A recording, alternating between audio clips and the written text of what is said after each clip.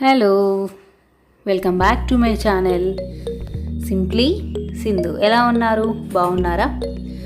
నేనైతే చాలా బాగున్నాను. అండ్ మీరందరూ ఎలా ఉన్నారు అనేది నాకు మర్చిపోకుండా కమెంట్ సెక్షన్లో కమెంట్ చేయండి.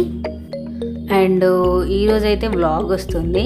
అండ్ నేను లాస్ట్ వ్లాగ్లో మీతో ఒక సెలబ్రిటీ గురించి షేర్ చేస్తానని చెప్పాను. సో అది అయితే వీడియో ఎండింగ్లో ఉంది. సో సెలబ్రిటీ ఎవరు ఏంటి అనేది సో లాస్ట్ వరకు చూస్తే కనుక మీకు తెలిసిపోతుంది.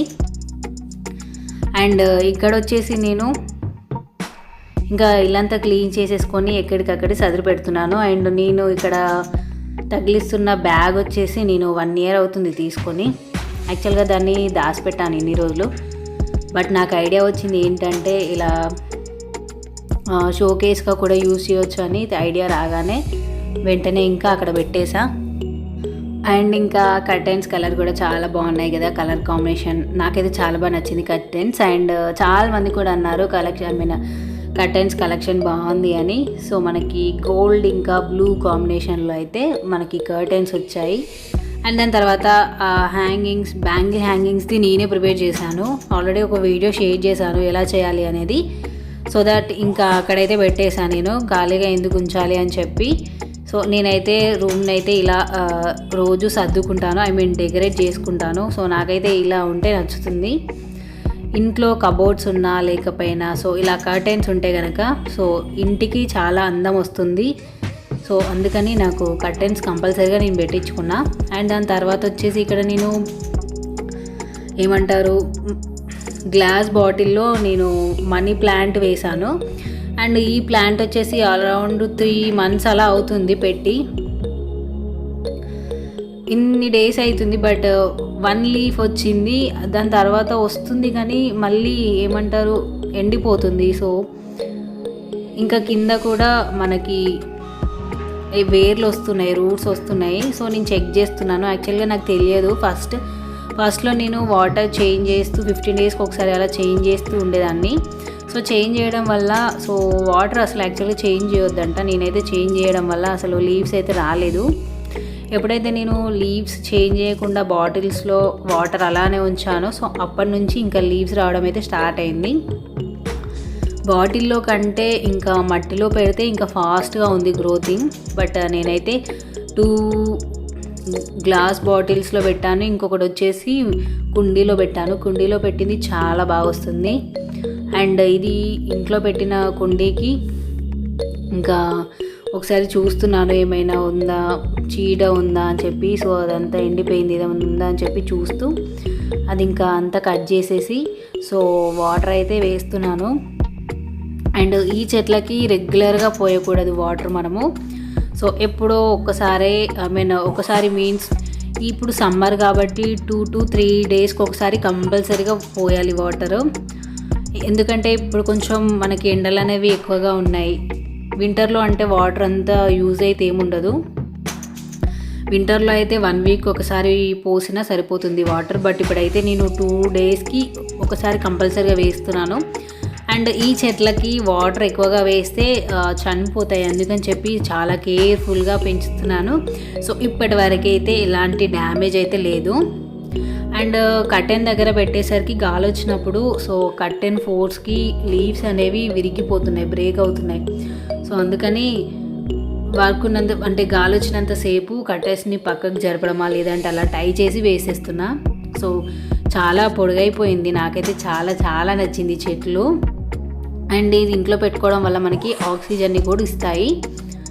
సో ఇంట్లో పెట్టుకోవచ్చు షోకేస్లా. అండ్ ఇక్కడ నేను పాలక్ పకోడీ చేస్తున్నాను. నేను మీన్స్ మా అక్కయ్య. సో ఇంకా రెసిపీ ఎలా ఏంటి అనేది చెప్తాను. సో ఈ రెసిపీకి మనకి శనగపిండి, బియ్యపిండి, రవ్వ, ఓమా, ఉప్పు, కారం అండ్ ఉల్లిగడ్డ స్లైసెస్గా కట్ చేసి దాని తర్వాత పాలకూర ఇలా చిన్నగా కట్ చేసుకొని ఫ్రెష్ పాలకూర. ఇదైతే రెసిపీ అయితే చాలా చాలా బాగుంది. అండ్ నార్మల్గా బయట మనము పాలక్ పకోడీ కొనుక్కొని తింటాము, బట్ ఇంట్లో చేయడం అయితే ఫస్ట్ టైం. అది కూడా మా అక్కయ్య చేస్తుంటే నేను షూట్ చేశాను. ఎందుకంటే నాకైతే డిఫరెంట్ రెసిపీ నేను ఎప్పుడు ట్రై చేయలేదు కాబట్టి. సో అదంతా ఒకసారి మిక్స్ చేసుకున్నాక ఫైనల్గా మనము శనగపిండి యాడ్ చేసుకుంటున్నాం. అండ్ ఇందులో మనము ఎక్కువగా వాటర్ అయితే యాడ్ చేయకూడదు. సో చాలా తక్కువ వాటర్ అయితే యాడ్ చేయాలి. సో మనము ఆనియన్ పకోడీ అన్న పాలకూర పకోడీ అన్నా కూడా సో వాటర్ అయితే చాలా తక్కువ పడుతుంది.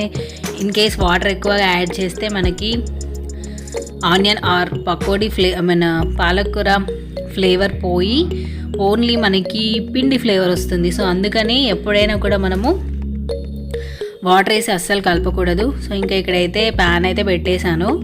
సో రెసిపీ చాలా ఈజీ, సో చాలా సింపుల్గా అయిపోతుంది. తిను కూడా సెకండ్ టైం అంట చేయడము. అప్పుడెప్పుడో చేసింది, మళ్ళీ వస్తుందో రాదో అని మేము అనుకున్నాము.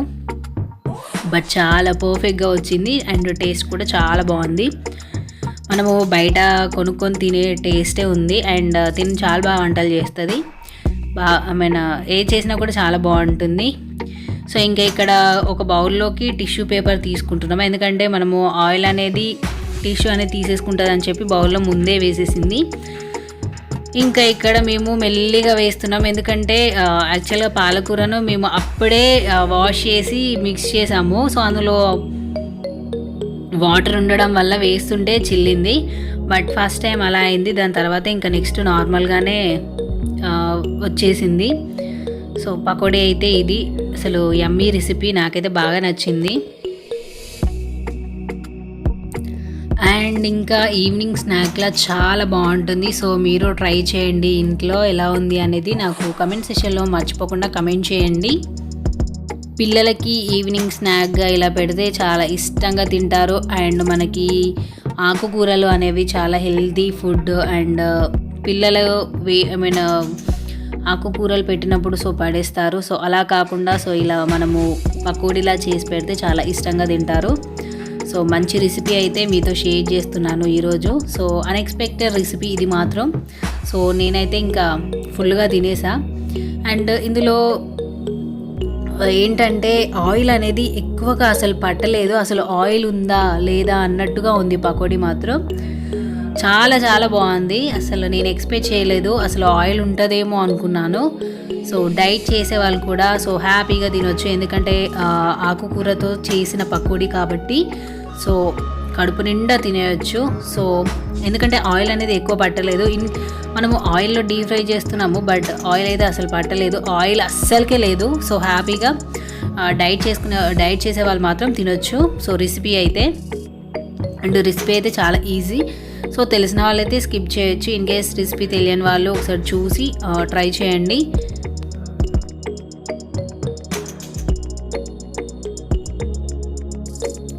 ఇంకా రెసిపీ రెడీ అయిపోయింది. సో చాలా క్రంచీగా యమ్మీగా చాలా బాగుంది చూడడానికి. అండ్ టేస్ట్ కూడా సూపర్. అండ్ ఇది వచ్చేసి రథసప్తమి రోజు సో దేవుడి ఊరేగింపు. అండ్ చెప్పాను కదా నేను టెంపుల్కి వెళ్ళాను అని, అక్కడ మేము కార్ పూజ చేయించుకునే రోజే రథసప్తమి. సో ఫస్ట్ అయితే దేవుడిని అయితే ఊరేగించారు. అండ్ ఎంత నిండుగా ఉన్నారో దేవుడు మాత్రం, చాలా హ్యాపీగా అనిపించింది. సో చాలా బాగా సెలబ్రేట్ చేశారు. ఎందుకంటే రథసప్తమి అంటే వసంత పంచమి ఏదైనా కూడా సో ప్రతి గుళ్ళల్లో కూడా చాలా బాగా చేస్తారు. అండ్ ఇక్కడ కూడా చాలా బాగా చేశారు.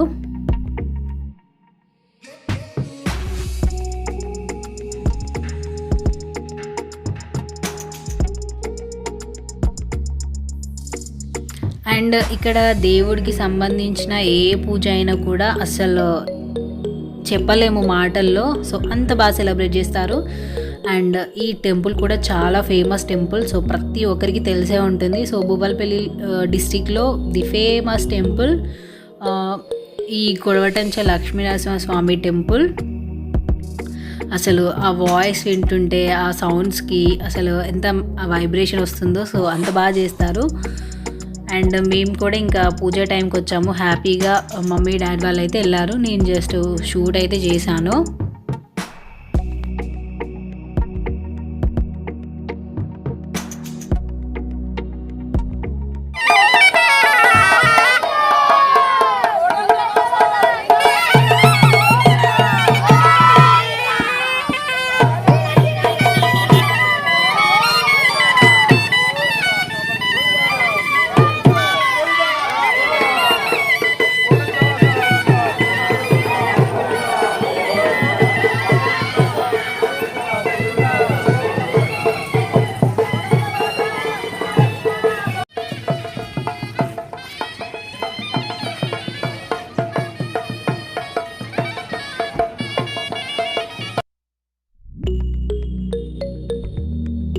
ఇంకా దేవుణ్ణి గుడి చుట్టూ తిప్పి ఊరేగించి మళ్ళీ గుళ్ళోకి తీసుకెళ్తున్నారు. సో ఎప్పుడైనా కూడా అంతే. సో ఈ విధంగా సో దేవుని అయితే ఊరేగిస్తారు. సో దేవుడితో పాటు ఇంతమంది వస్తారు భక్తులు.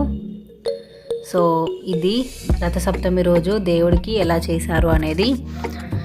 అండ్ నెక్స్ట్ ఇక్కడ ఈ సెలబ్రిటీ ఎవరో మీకు తెలుసా? మీకు తెలిస్తే నాకు కమెంట్ సెక్షన్లో మర్చిపోకుండా కమెంట్ చేయండి. అండ్ ఈ సెలబ్రిటీ అయితే మా విలేజ్కి దగ్గరలో ఉంటారు. అండ్ వాళ్ళు కూడా కార్ పూజ చేయించుకోవడానికి వచ్చారు. సో చంద్రబోస్ గారు మనకు సాంగ్స్ రైటర్, చాలా బాగా రాస్తారు కదా సాంగ్స్. సో నాకైతే చాలా బాగా అనిపించింది. సో ఫస్ట్ నేనే చూశాను రాగానే.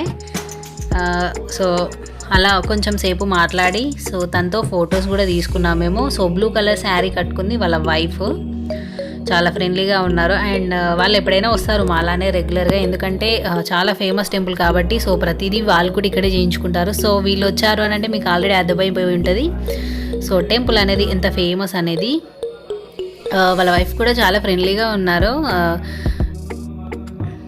అండ్ ఫస్ట్ టైం నేను సెలబ్రిటీతో ఫోటో దిగడం. ఇప్పటివరకు ఎవరితో దిగలేదు.